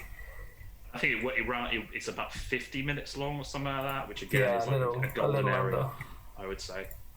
Yeah, compared to like the 13 track hour long Cherry Bomb, 18 track 71 minute long. I would say people don't be fooled by the track list may look slightly lengthy, but it flies by with a relatively short runtime. But the Deluxe Goblin, which is the one I have, does not need a deluxe. That album does not need a deluxe version. Besides the 1 minute interlude, in my opinion, not worth listening to. 82 minutes long in total. The deluxe version. Yeah, it's like. How much more do you get? You get 3 tracks It's an 18-track album in full. Oh, right. Is that called Scumfuck Flower Boy? Oh no, sorry for No, he's talking about Goblin. Goblin. Oh, talking about Goblin. Yeah. No.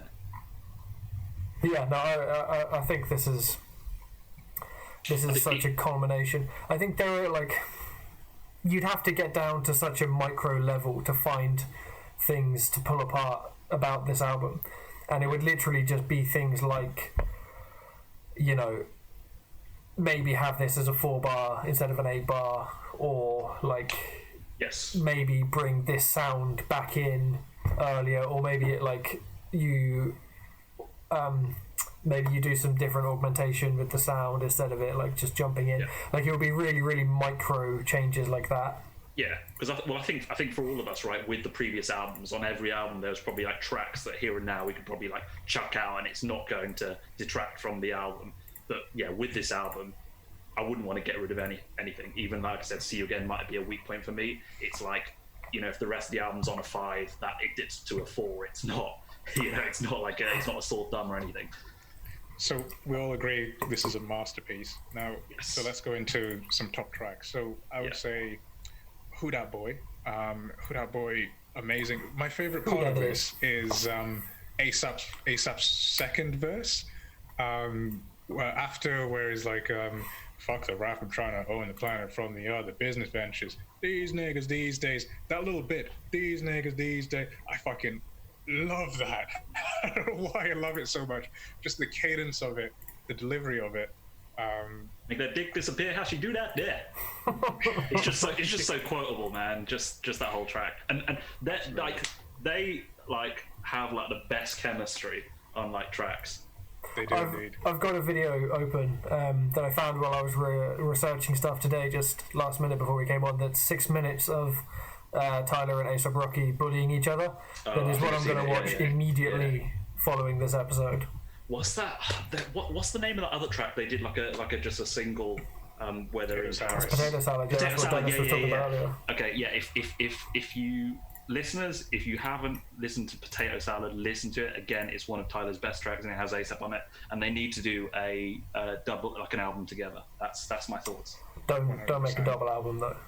No, not a double album, but like a joint album. Yeah. In the style of Potato A dual Salad. feature. Yeah. Tyler's bars in that need to come with an extinguisher. That's how fire they are. Yeah. So just to bring it back. So we've lost Jack. We've lost Jack to the Lost Jack. Another Jack, one that we need 2 more tracks. I think from Jack. You just got Who Dat Boy, right? Mm-hmm. What else? Well, it's really hard to choose. I have to stick I Ain't Got Time in there just because of the flow of it, sick. And the last one I would pick. You're digging the heavy tracks. Yeah, definitely. This is interesting. The last one I would pick actually is Going the Other Way is November. Yes, Dennis. Yes. Just the beat. I love the I don't know what kind of drum he uses, but that sort of like effected out drums, like it's almost like an old school beat, old school drum machine. Just love that. So who should we go to next? Jack, because I'm sure Hattie's got plenty to say. Jack. I mean, listen to the whole album. Don't split it up. Just listen Favorite to tracks 1 to 14. yeah, listen to everything in order on shuffle. It doesn't matter. Put them in playlists. You would be doing yourself a disservice to only listen to the singles or whatever. It's made to be consumed as a whole because of its like thematic kind of consistency. I think that if honestly, my picks are the whole album, but I picked 3 tracks that I thought if I was going to give somebody with like maybe just pop culture reference knowledge of Tyler tracks to listen to get them into this album, I would give them these. So I picked See You Again, Who Dat Boy, and Ain't Got Time, because I think they're kind of they function the most as a bridge between this and his other works. Yeah. And I think that would probably, like, as a recommendation, that they're probably the easiest ins for someone who's aware of Tyler and is looking to have a listen.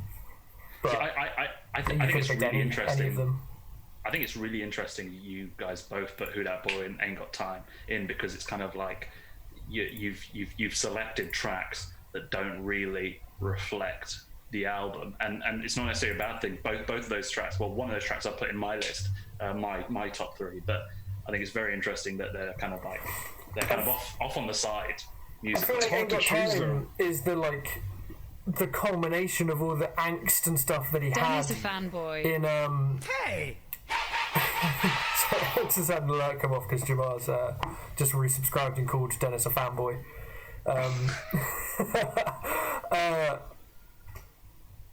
The fucking, well, I forgot what I was saying. Yeah, like Ain't Got Time, like all that angst that he had for Bastard and stuff. He's taken it and it's progressed with him and he's developed and he's let it out in like such a confined way that's so powerful on Ain't Got Time. In a way that like he probably wasn't capable of doing as an artist earlier on. Yeah. And it One thing I love about that track, have you ever seen like live videos of him doing it? It goes off. Like, I Ain't Got Time, just watch it live. Like, I'll add it to what I'm watching after. It's the most hype track to see live, just from what I've seen on like YouTube. It's just, especially with like the build up, because another great thing about those two tracks is like it starts off. Both tracks kind of start off. You're like, where is this going? Just with the kind of, especially more on Who Dat Boy with a ding, ding. It's just like the little synth stabs, and you're kind of like, where is this going? And then it just, it just drops, and you've got this crushing sound. But yeah, I'll do mine. I'll do mine quickly if you guys are both. Yeah. Cool. So I think I picked 3 tracks that kind of all sound quite a bit different, and the kind of placed all over the place. But like for me, one of the best tracks, Forward. I think it's a great summary of the album. Dennis put it better than I could with you quoted that bar at the beginning, how he starts off like how many. He keeps doing that. How many cars can I buy if I run out of drive? How many drive can I allow? It's just such a great scheme. Such a great scheme. And I love the production. It just starts the album off so well, and it's so important for me for the first track on an album to be one of the highlights. And it's great having that on here.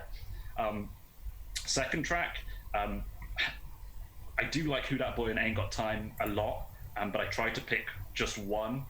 Due to, I found they're kind of, like I said, I had a problem putting them both in there because of how different I thought they were to the rest of the album. But I've got to give it to Who Dat Boy. Again, like I said, the chemistry with ASAP, the beat, it's just great. It's just great. But honourable mention to Ain't Got Time. It's one of the better ones. My third track, probably my favourite, potentially my favourite Tyler track of all is November. So same as you, Dennis. Just again, it resonates so much. To him just being purely honest, talking about better times in the past, how you're feeling now, how you reflect on like great moments that you have that you might not necessarily be able to capture again. It's so relatable. And I also love the added touch of he had so many like recordings of people also talking about like their favorite times. I don't know if you guys like remember that, but near the end, they got Sid. It's just such a great touch. Similar to like Dream Theater Repentance, where he gets people to come in and because Repentance is part of the 12 Steps suite, and he gets people to come, famous people, Corey Taylor, etc. Yes, I know the exact one you got, but I think that's so well, and especially when I'm hearing from a lot of artists that I really like. I think Sabo was on there as well, and one or two, but it's just perfect, and it's just so emotional. I wouldn't get like, I don't know, teary at much, but I know that track has made me feel teary listening to it before. So yeah, great. Taking you back to November. Yeah, exactly. So, last but not least, Igor, the latest album. Now, as I said, I came into Tyler really from Flower Boy. Like I heard Flower Boy, mind blown. Holy shit, this guy's got talent. And then I was eagerly awaiting his next album, and then this came out and it was such a flop because Flower Boy has just top tier, god tier bars on it, and this has much fewer bars. And actually, I heard, because like I said, Tyler releases like a documentary for every single album, which is just like clips that he's recorded throughout the making of the album. And I think it was the Wolf documentary where he mentioned something like he doesn't believe that rap is like timeless. He thinks that rap has like a time limit to it of where you can listen to it, whereas like songs that have like singing in it tend to be timeless. So that's like just his opinion. So one thing that he mentioned was like Stevie Wonder. Stevie Wonder will be listened to for the rest of the time, whereas there are some rap songs. I don't agree with that. I don't agree with that. You know who else I think has had the same train of thought? Childish Gambino. Oh yeah. Which is a bit of a shame, but I feel like they've probably gone through two of the same kind of thought trains. Yeah, it's really interesting. It sounds like he wants to be more of a singer, or go down that route, and I can hear that in this a little bit more. There's a lot more singing, a lot less. There is a little bit of rapping. New Magic Wand. Yeah, I was gonna say New Magic Wand, and Puppet. Puppet. There's a little bit of rapping in that, but yeah, mostly it is just sort of singing. Sounds a bit like neo soul or like R&B, really, rather than rapping. I don't know. What do you think, Harry? Yeah, I mean, it's going to be a difficult listen for anyone coming off Flower Boy if Flower Boy was your favorite. I was probably similar to you. Upon first listen, I was like, what is he doing? And it took multiple listens for me to get into it. But often, a lot of the albums that I really like do require repeated listens where you keep enjoying it and enjoying it. It's left field. It's kind of left field like Cherry Bomb, less so in terms of production, but in terms of how he's using his voice. Like you mentioned, he's not really rapping much besides on 3 odd tracks, if I can remember. But I think he copies a style or an aesthetic, like a kind of neo soul R&B thing, and he does it really well. I don't necessarily know how. Just to even counter the argument for what you said, he was saying, I don't know if this is going to like hold up as much as say someone else like Flower Boy, because you can make the argument that he's kind of mirroring an older style of music. To kind of feel like in this context, it could be viewed as you're a progressive artist, you're an artist that breaks boundaries. Why not look for the next thing instead of looking back in time almost? But so he's trying to be conventional when he is unconventional. It's hard to put into words, because for him he's doing something really unconventionally, like the production and the fact he's singing is completely different, or at least the style he's doing is completely different to anything he's done before. But it's more of a retro style or a step back in time than a step forward. So I love it. I think it's so replayable, consistent like Flower Boy. There's not really tracks that I look at and think, let's get rid of that. Maybe 1 or 2, but again, comparing it to his earlier work, it's an album that can be listened to front to back, and that's what makes me love it a lot. Again, I can see it being contentious amongst his fan base, or even like people that I've spoken to. I know some people that love his earlier work and hate this record, and again, I understand that, but no, it's right up there. It's not perfect, but it's pretty great. Do you know this Igor charted better than Flower Boy did? Not only that, it won the 2020 Best Rap Album at the Grammys. Wait, what do you mean? You mean in terms of like sales? Generally, sales. Like they were both top of US R&B, but in most other categories, like different countries and like UK and stuff in general, Billboard 200 in the US, Igor charted higher than Flower Boy. I mean, I think it's a sound that would probably appeal to more people, right? It's going to draw in a bigger audience that generally don't like rap. It also had a larger crew of recording assistants working on it than obviously records before, but than Flower Boy as well. So more personnel, more hands were involved in the production of this. Yeah, you can hear that. The tracks do sound a lot more polished. One take. I want to get in a potentially hot take quick while it's on my mind. So going off from Cherry Bomb with a great Kanye feature, here terrible Kanye feature. Probably looking at the track list, Puppet potentially is like the one track that I would get rid of and not suffer in any way in my listen. Just so underutilized, and Kanye just does not show up. Even though it's one of the only other songs with rapping on it. Yeah, but that's the thing. I'm not necessarily going this album thinking I want more rap. I mean, I would say, you know, You Magic Wand, spoiler alert, that's going to be in my top tracks, you know, and that is on par with any of the other like tracks that, you know, he's done in the kind of hip hop style. But yeah, that track it sticks out as a sore thumb to me. Puppet, I mean, and yeah, just did not need Kanye on that track. Was he on that track? Did he do any rapping on that track? Yeah, barely. But the thing is, he's just kind of in the background.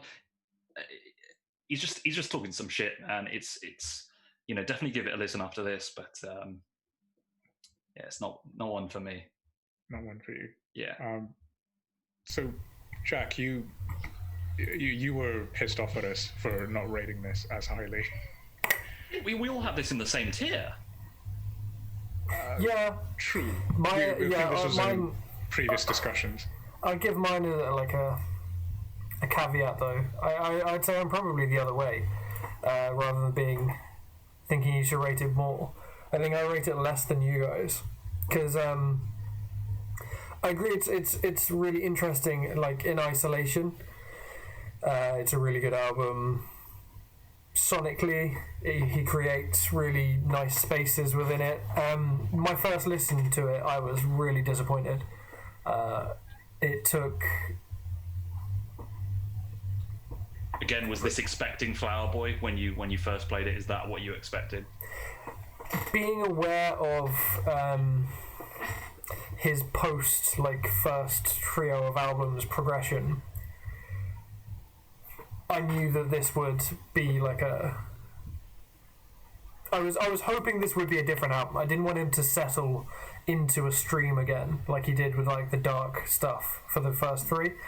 But on first listen, I would have been way happier with something that was more similar to Flower Boy than this was.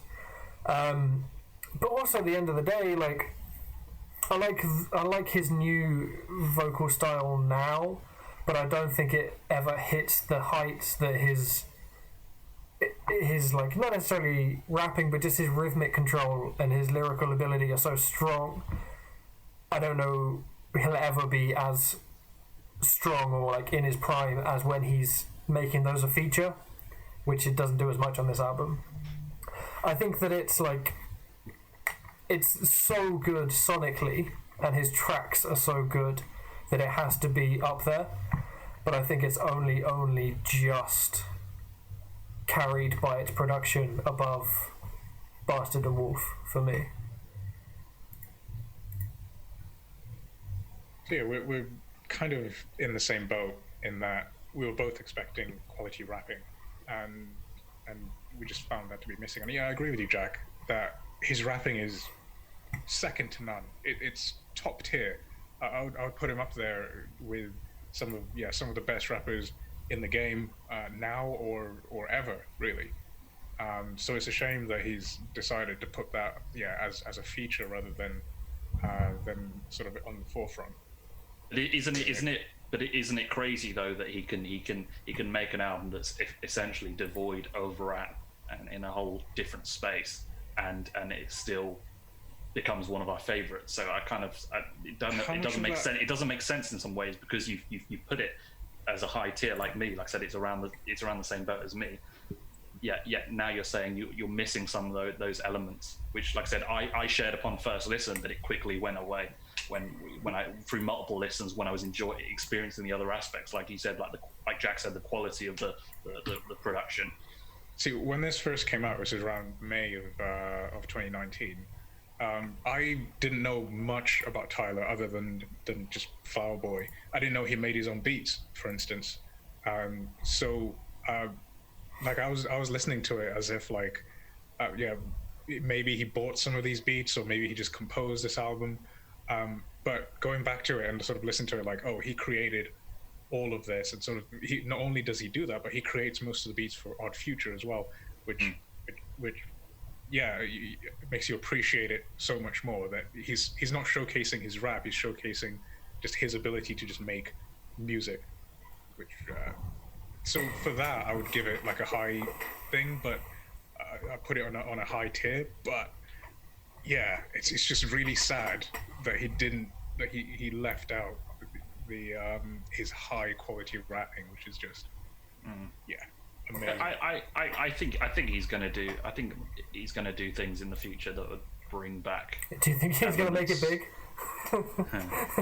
I don't think he's locked into this style going forward. I hope It would be Charles crazy if he Gambino was. isn't. I found they've got a lot of parallels between being, you know, some of the rappers that I like to listen to the most of recent years and kind of drifting away from that. But I don't think it's gone for good. I think he'll just continue innovating or iterating, but still keeping the elements that make him, and it'll just be different, you know, different amounts. Like, I'm gonna ramp up this element this time and ramp up that or ramp down that element next time. But I don't think he's ever gonna lose, you know, the core elements that we love about him. I think that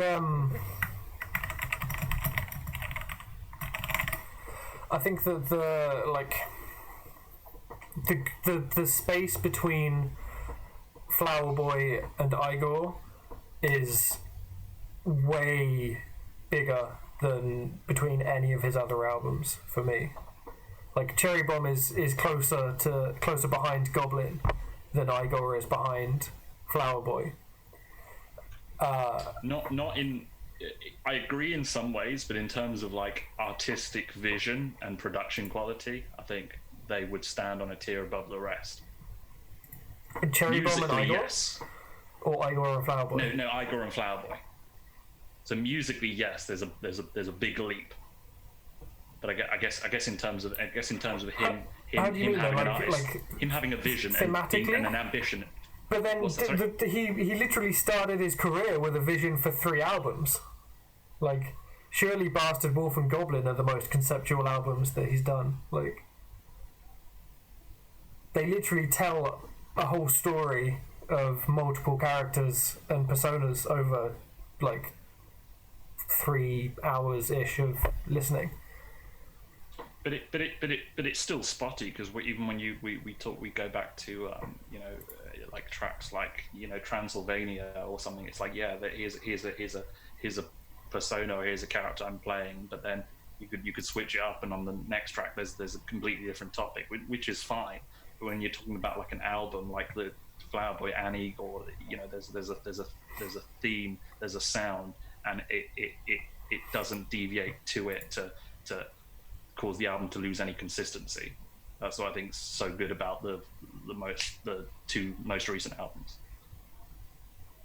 And I wouldn't hold them as separate as maybe you do because of that. Except that it's just the musical, like the genre. That's the only thing where there's a deviation. But the quality of the work kind of keeps them in the same boat. Hey, we've been going at this for nearly 2 hours now. We were going to go on to a music discussion, but yeah, we should probably leave that for another episode. Yeah. Should we just do top tracks and then wrap it up? From everything? Overall. No, as in we need to do a top 3 for Igor. Oh, do we not do Igor? Yeah, okay. Yeah, we'll do that, and then we'll say farewell. Okay.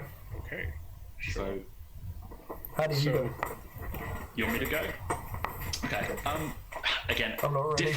difficult because of the consistency of the album. So I chopped and changed a few times. I would probably say I put I Think in there. I think that's the one with the Solange feature. I love Solange. Great track. I think really she helped catchy. write it as well. Yeah. Again, I could put that track on any time and enjoy it. to New Magic Wand, complete deviation in sound. You know, the heaviest track on the album by far, right, and the track where he's doing the most rapping. And again, that shows to me that he can still do it. You know, he's got an album full of softer, slow songs, but he doesn't miss when he wants to kind of hit with the rapping. So, like I said, I would say rest your fears, Dennis. That track shows that when, you know, he can put on the mask when it's needed.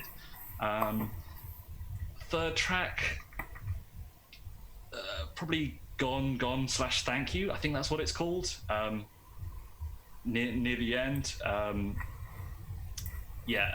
Again, a track that kind of has two sides, which I love.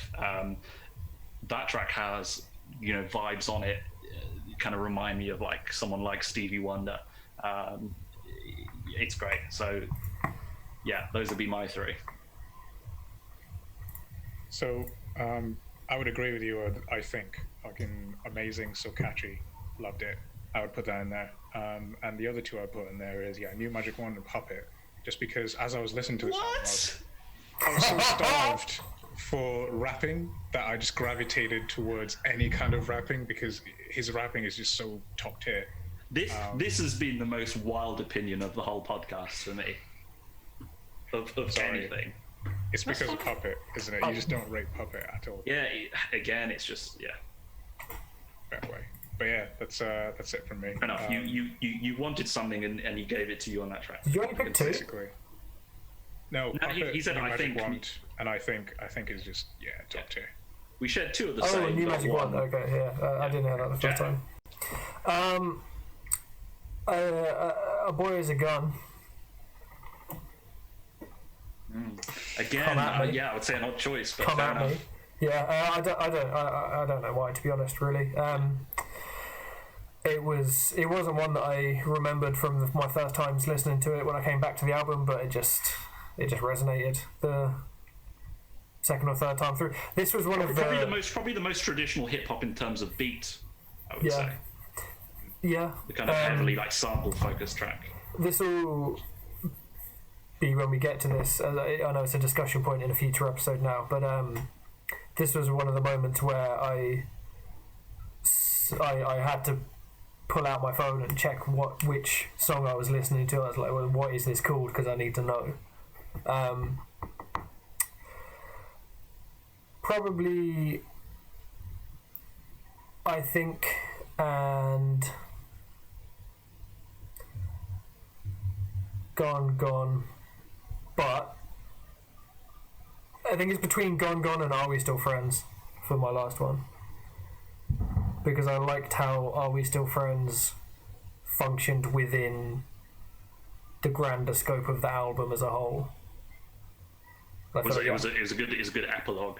Yeah. Yeah. One thing I would say is this album I probably had the hardest time choosing my top three. Found it a lot harder than Flower Boy to pick out a top three. I think it could rotate for me any day. Just because of that consistency. Yeah. Funny you should choose A Boy Is a Gun and Are We Still Friends. I found those two songs just so corny. You know, they're just so like cookie cutter. Well, not cookie cutter, but it's just, I can see that. Okay. Just a bit cringe. I think there's more real stuff in those tracks than there is in Cherry Bomb. Cherry Bomb, how I imagine you hearing those tracks, because like I to a slight degree, I had an element of debate with myself when I was listening to it of like, is this honest artistry? Is this somebody imitating these emotions for like a musical outcome? That's how I feel about Cherry Bomb. Where I'm like, it sounds like he's imitating these sounds that other artists have made, and he probably could work into his work, but it didn't sound authentic. Yeah, this did more so to me. I'm kind of in the middle on that last track. You know, it's not a bad one, but in some ways it's a bit too kind of showy, kind of musical vibes sometimes. I just want to add another mention. I Don't Love You Anymore. We didn't talk about it at all, but that's a fire track as well, and just is an earworm for me. All right, should we call it there? Yeah. Again, we overran, but I guess Overran massively. it just shows we had some good discussions, I suppose. So thanks We all only for overran watching. because we're amazing. So I think what's the plan just for potential future viewers, Dennis? Do you want to say what we're gonna look at next Sure. week? So next week we're looking at what crap? I can't remember the. It's all in the doc album. if you look it up, or do you want me to say? Okay, I'll say it. We're gonna review the. We're gonna go back to a standard album review format. I believe we're gonna do the newest Mr. Bungle album. The Raging Wrath of the Easter Bunny That's the one. by So Mr. look out for Bungle. that. Standard, and we'll also be discussing a musical topic. So half the episode will be album review, the other half will be musical topic. Provided we can keep to time, which is difficult. Cool. So thank you very much. Peace, guys. Peace. I'm waving my hand, but you can't see it because of the